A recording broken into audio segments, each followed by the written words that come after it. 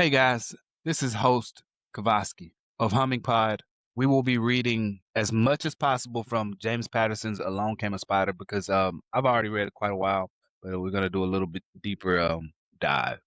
I've been reading it for a little bit, so just hold on. Right now, Alex Cross is riding a bicycle, not bicycle, but a motorcycle with Jesse Flanagan, one of his co-partners or his partners on this case, who he's actually developed a romantic relationship with, according to many things, playing factors. She invited him out on the night.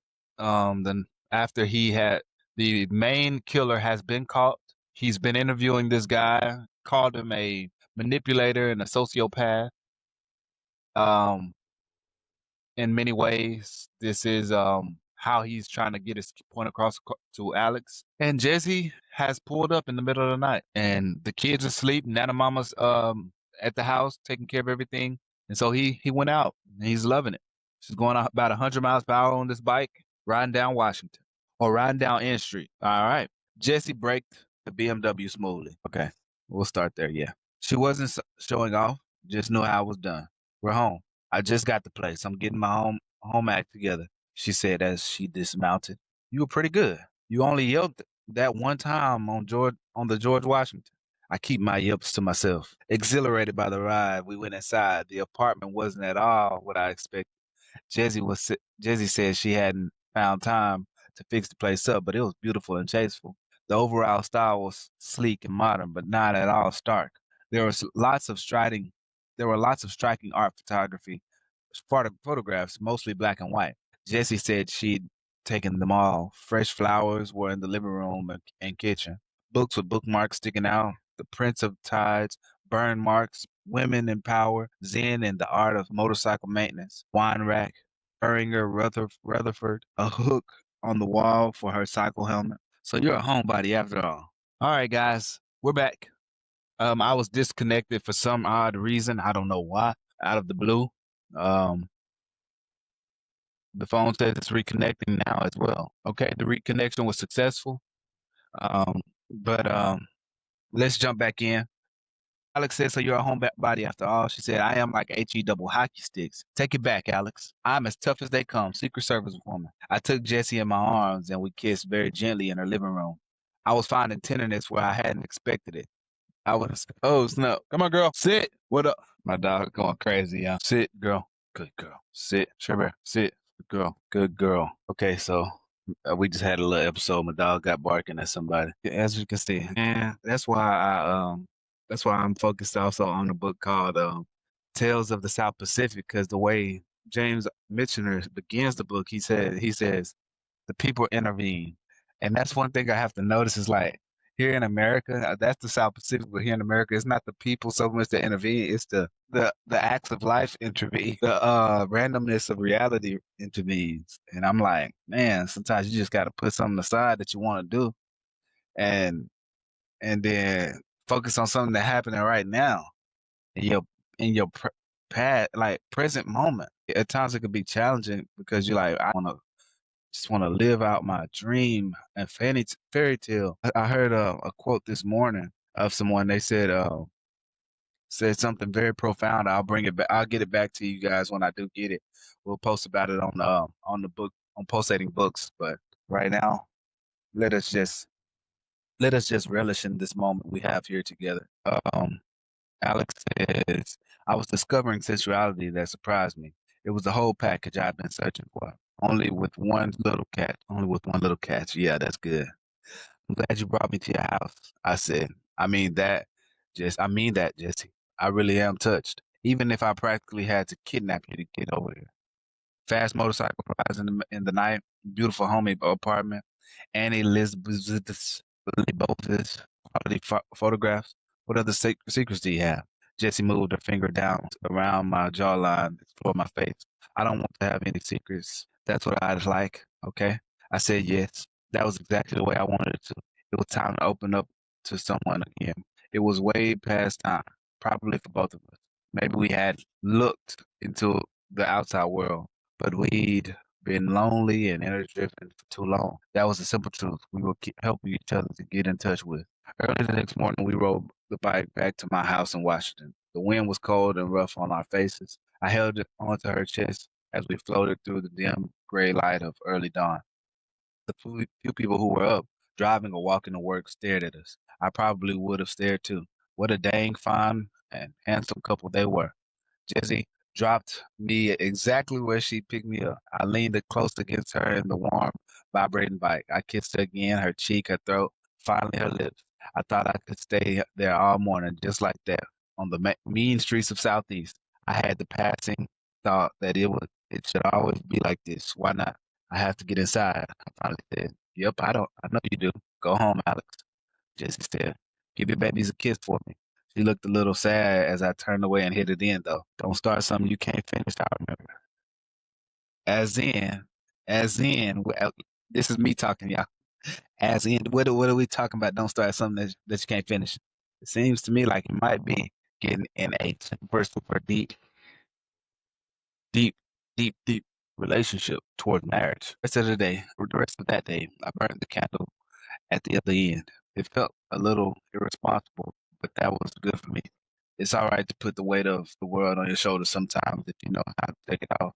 I drove out to Lorden prison. The temperature was below freezing, but the sun was out. The sky was bright, almost blind and blue, beautiful and hopeful. Pathetic fallacy lives in the 90s. I thought about Maggie Rose Dunn that morning on my drive. Y'all probably can hear the thing in the back, but let's go. I had to conclude that she was dead by now. Her father was raising all kinds of HE double hockey sticks through the media.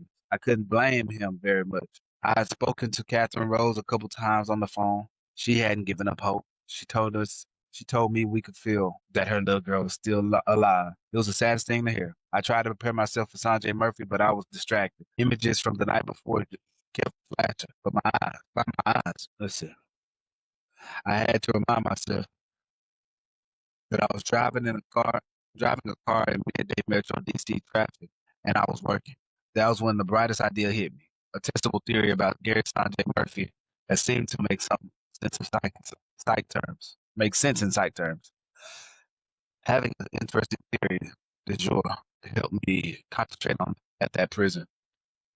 I was taken up to the sixth floor to see Sanjay. I just say Sanjay. He was waiting for me. He looked as if he hadn't slept all night either. It was my turn to make something happen. I went at him for a full hour that afternoon, maybe even longer.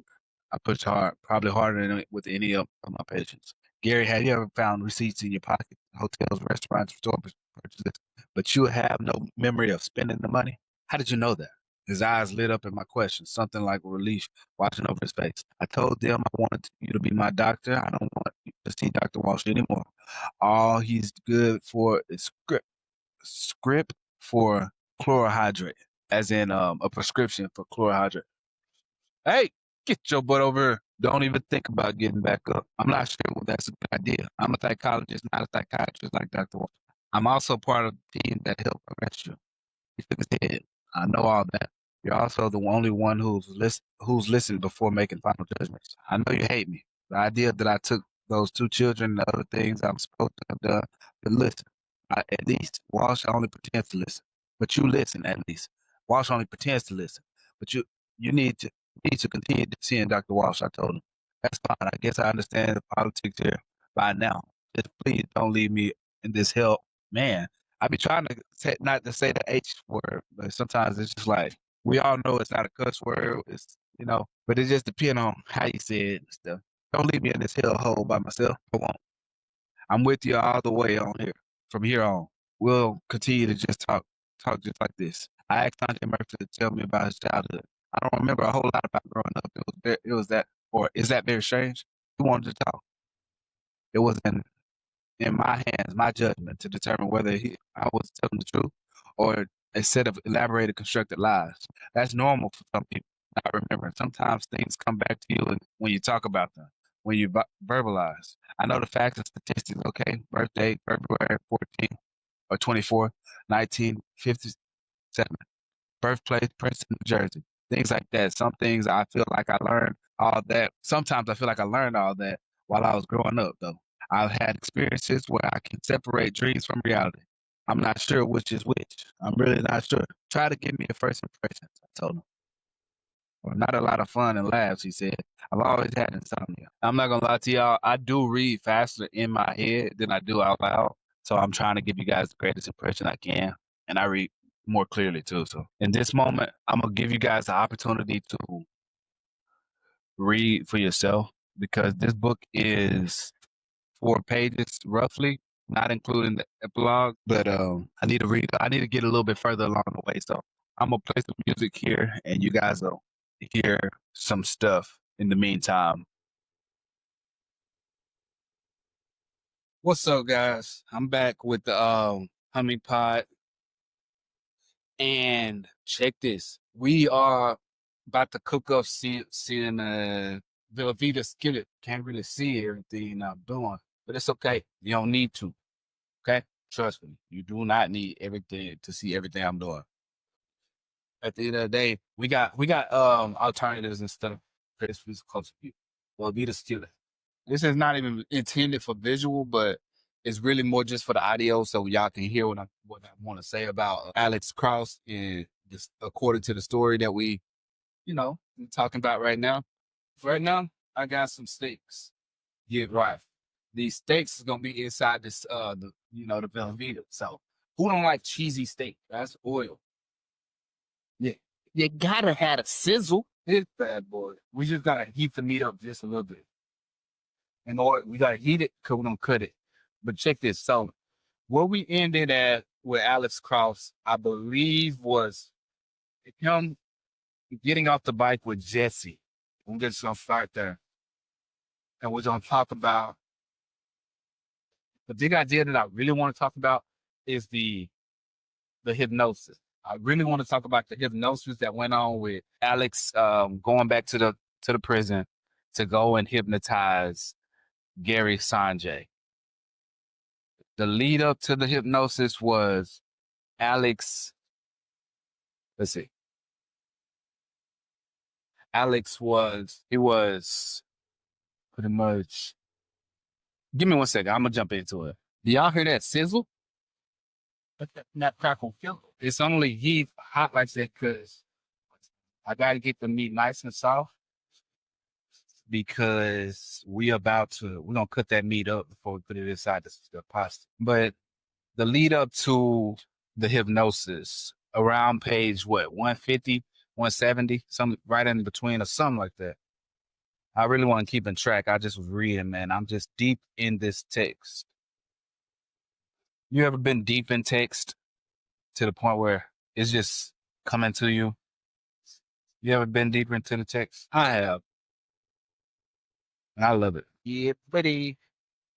They don't let you do live with the camera on. Well, it's last time. They do let you do live with a visit. Simply one. This is so right now we just doing a 2-part deal, kind of see what's going on. But we talking about Gary and what he's got going on. Gary has a huge, he's done like a huge flip. The crisp on this is gonna be good because the more crisp we got with it, you feel me? The better it's gonna be. This always turn out once I cut it, put it in the cheese, or add that, put it in the pasta. That's gonna weigh up. That's gonna be heavy because we need it. And of course, the meat gonna cook into the cheese, the pasta too. But let it chat. Ooh, nice one. Do that. Perfect. We'll let that do its thing for about 3 or 4 more minutes. And so I guess I could give y'all my take on the whole situation. So why is Gary doing all this stuff, right?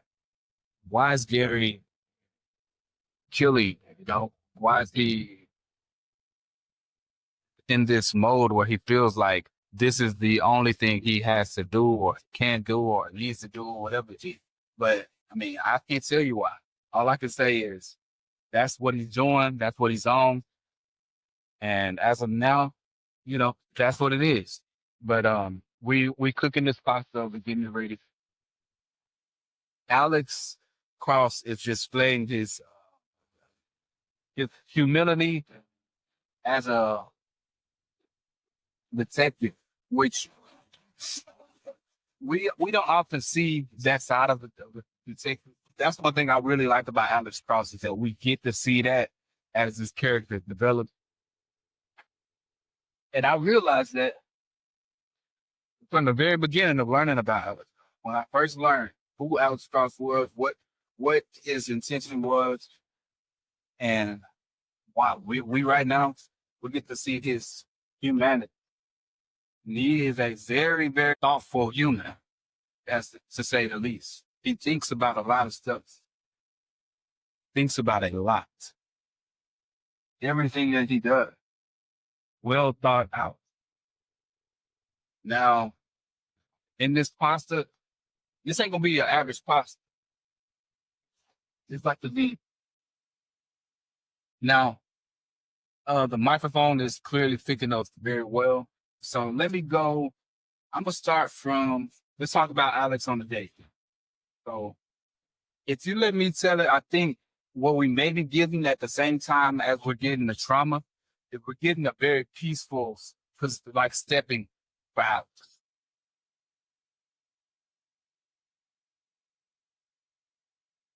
And that will be coming from the relationship with Jesse. He has admitted that Jesse, they are a couple. That's what he said. They rode down the street early in the morning. They spent the night together.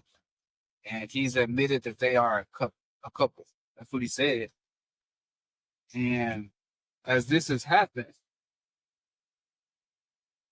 we realize not only are they a couple, but he's happy in this relationship. He wouldn't mind defying the odds with this. You know, the odds being, of course, dating someone he works with, but he hasn't felt like this with a woman since the losing of the wife. Losing her was the big thing in his life. We see that. Gotta hurry up. A couple things. Let's talk about Jesse for a second. So, who is Jesse Flanagan? Well, from the very moment we met her, we realized like she was not the average stay-at-home girl. She seemed like adventurous, travel heavy, always willing to, move, kind of like a Tomb Raider lifestyle. That's who she appeared to be. Clearly saw this. Men had their eyes stuck on her. They did not look the opposite direction when she was in the presence, or when they were in her presence. And so, as we have learned who she is, now we know a little bit about Alex. For him to fall for a woman like that, tell the type of man. And that's crazy, isn't it? Just because the woman you choose, people know now the type of man you are. Men don't like to think about it like that, but that's what weighs heavy on us. It says a lot. The woman you choose says a lot about the man you are. Yep, men need to not. All right. Now it's time to the old switcheroo. He talks a little bit about her new apartment. We learned that she was living with her mom for a while as well. Like she was living with her, and she didn't have to, but it was because of her busy schedule. Now she has her own personal apartment, living by herself. Notice that crispy stuff at the bottom. You ain't tripping off of that, y'all. That right there, that's gonna turn into the bon appetit. Bon appetit. The bon appetit. Ooh. Ooh. Perfect. Ooh. I might have to eat this straight like this. There go me a piece right there. Y'all, we got a lurker. She over there lurking. My dog. All this good steak strips. And have to get views for.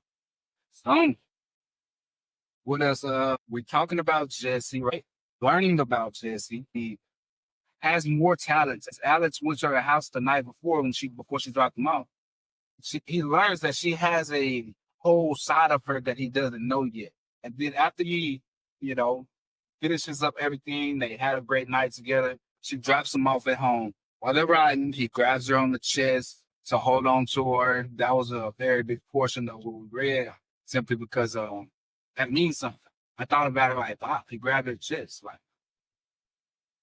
not her waist, but her chest. Well, it's hot.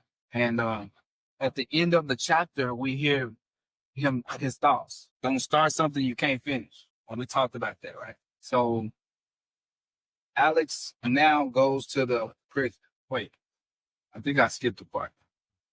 I think I should talk about Jesse and Alex together, right? Because that's a big thing. So my take on it, I believe that Jesse deserves Alex, Alex deserves Jesse, right? I believe it. I think that's a good relationship. I think that should work.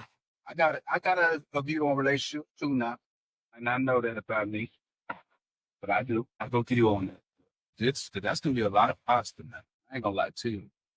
Jesse and Alex have made comments about his children. He's also been open about talking about his children. She's spoken directly to his children and about his children. Right before they leave, she says, "Give the kids a kiss for me." And so that implies more towards the don't start something you can't finish, because she's white, he black.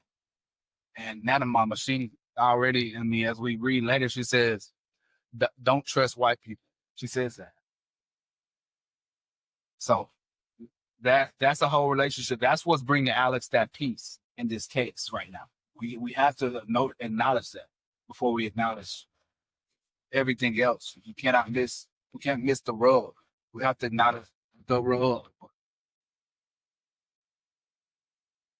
I'm saying that to say that everything is not calculated, right?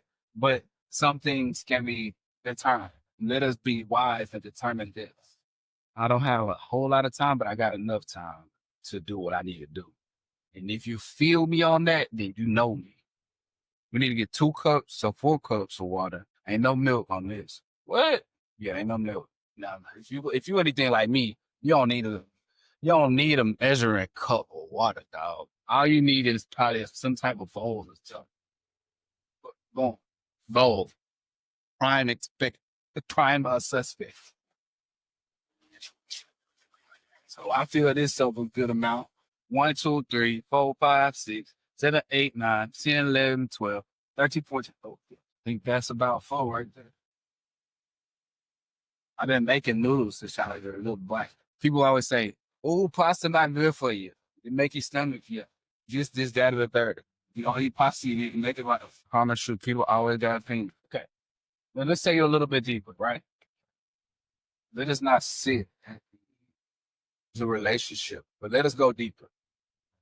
So Alex goes into a room of men and women, maybe. I don't know how many women, but he goes into this room and he's discussing what's next. They're talking and chatting. I don't have the book close to me, so I can't say how the conversation started, but I do know what was the main subject. He's talking about Gary Sanjay. They're talking about what he likes. So right now we know that Gary likes Alex Cross as his person to talk to. Gary says, "I like you. I like talking to you, Alex, because you listen." But he doesn't like the other doctor, who is a psychiatrist. "I don't like that other guy because he don't listen. He only sees me and he wants to trap me in. He wants me to be his subject and convict me, circle me up, box me in, boom, boom, boom, boom, boom, package me up nice and well." And, like when you get a car package or piece of like a lot of metal or whatever, like Wally, he packages up little things. It's all right. And that's what Gary feels like this guy's trying to do with him. So he ain't having Gary like, "No, sir, you ain't doing me like this. I need to be treated like a human being. Even though I done mutilated human babies in the house, man, I need to be treated like a human being." That's crazy, right? And it's just a story. But that's what we see. So on life, being assessed. He's passed the test with flying colors. He told Alex the truth. Alex asked him, "What do you remember?" He talks about child abuse, sexual abuse, neglect, trapped in a cellar, stuck in darkness for days, hours, weeks, however long, until he would tell the truth or be a good boy, not a bad boy, is what he says. And we see Alex we see Gary being a bad boy right now as he's killing people. But he don't want to be that bad boy. He always wanted to be the good boy, apparently, according to himself. And so, as things happen in the story, let's speaks towards the end of this conversation. These guys say, Alex, what is the point? What do you want to do? What are you doing? We don't want to set this guy up for a clean getaway when we all know what he has done. We know what he's done. So we're not trying to just let him go free, right? But we are trying to make sure justice is served on every end, even in his case, which is crazy. Some people do not like that. Some people see what you've done and you're convicted. So this case, ooh. Did y'all just see that? Did y'all just see that? That was 1.5 New York strip right there that just got dumped in there. Let's look. Take a closer look. 1.5 New York strip. That is cooking on 7.5. As you can see, the smoke is starting to rise. There's all types of stuff on my screen right now. Share my live. I'm gonna share a live with as many people as I can right now. Tell people to join. I know everybody got their own personal life, but I don't care. Join. Check out the food stream. Yeah, we getting it right. Everything is lit. Everybody getting that invite. I don't care who you are. I said I want to. Even here, you get that invite. If I follow you, you get invited. Nobody's above reproach. So y'all seen the food here. Food is about to start cooking up very well. That's a piece. So I got some squash in here. And I've got some bell pepper too. Got some squash and bell pepper here. That thing has had its better days. So Gary is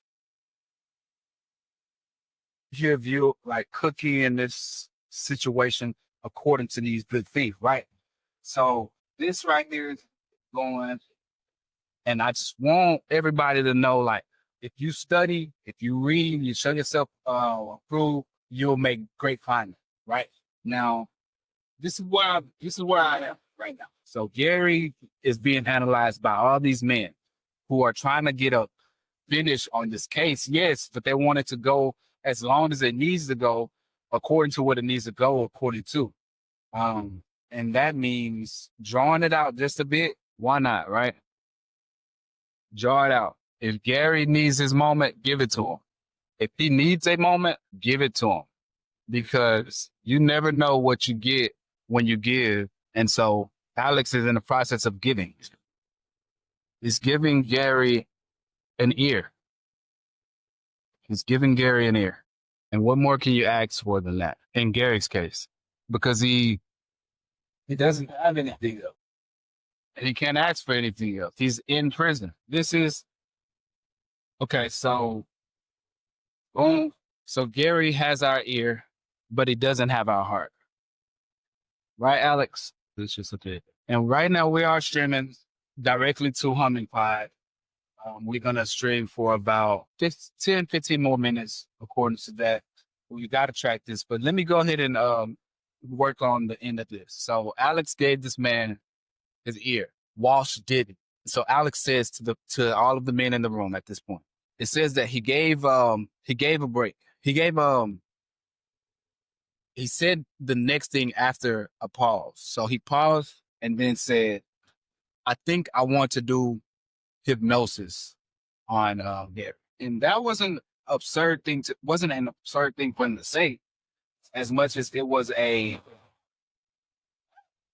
necessary thing, because this guy is very, very, very, very outrageous, like, in a way. He's like done very terrible things. So you go to drastic when something drastic happens.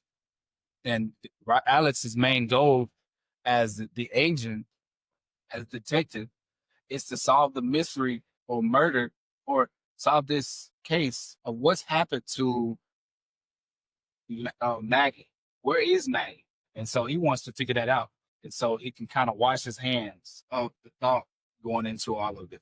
Even though he's technically the psychologist, he doesn't want to be stuck in thought. He wants to finish out this thing so that he can move on.